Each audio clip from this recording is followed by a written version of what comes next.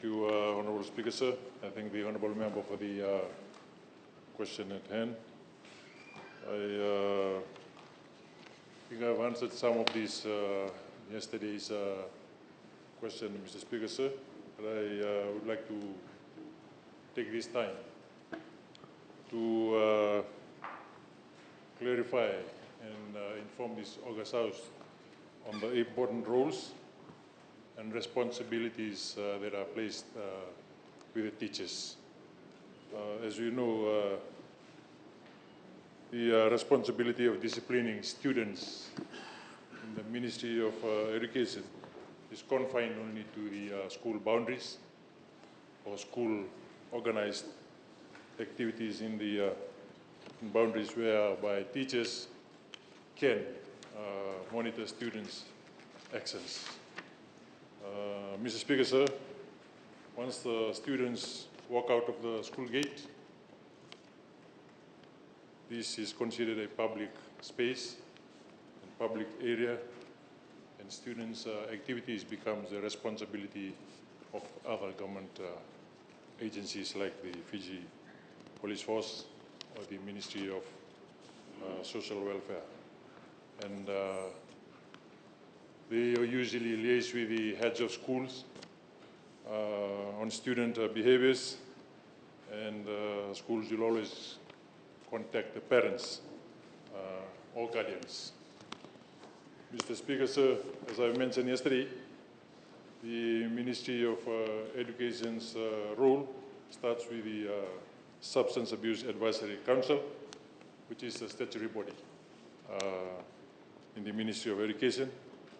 They have over the years been responsible for the drug demand reduction programs in schools. And these include the provision of training for teachers on areas in how to identify the signs of students who may be using or abusing drugs, the type of drugs available in Fiji, its effects, the legal implications, and we're also helping out students trying to recover from drugs.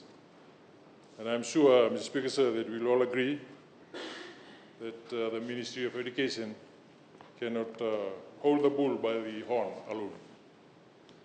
It needs a united front from the family unit, from the Vanua, from the government and religious organizations and civil society to restrain drug problem.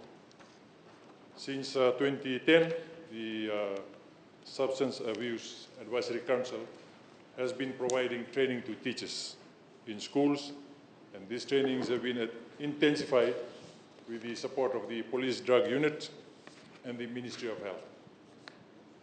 This joint effort has resulted in having 1,960 teachers from the 9 education districts who attended these organized trainings. And these trainings also include the support mechanism available in school to assist the students who are showing signs of being addicted to drugs and the positive step towards recovery. And the drug recovery plan also includes the support that parents and teachers and friends will provide to the student. The Police Drug Unit, now called the Police Narcotics Bureau, facilitated in-depth training sessions with the teachers on all aspects of drug and substances, and the drug effects, the signs, the symptoms, legislations, handling of drug reporting and referral.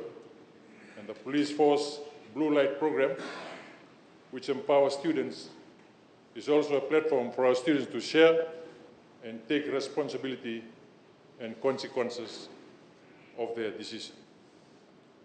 Also, Mr. Speaker, sir, with this training, these trained teachers conduct awareness during professional development, during school staff meeting sessions, sharing the strategies in curbing the use and sale of drugs in their respective schools, and mechanisms to actively listen and help students with drug symptoms. Thank you, Mr. Speaker, sir.